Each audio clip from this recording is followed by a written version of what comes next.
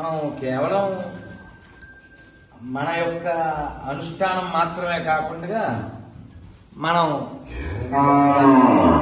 ధార్మికంగా పాటు మనం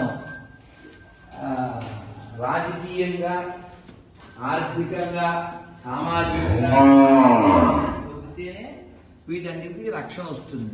లేకపోతే ఇవన్నీ కాలక్రమంలో ఒకప్పుడు ఉండేది అనే స్థితికి వెళ్లాల్సి వస్తుంది. అందులో నా స్థితికి రాకుండా ఉండాలంటే హిందువులు గోశాలు పెట్టడం మంచిదే, కానీ ఎవరైనా చెయ్యి వేస్తే వారి చెయ్యి నరకగలిగే అంత కెపాసిటీకి హిందువులు రాజకీయంగా అన్నమాట. లేకపోతే ఇది కొన్ని రోజులు నడుస్తుంది.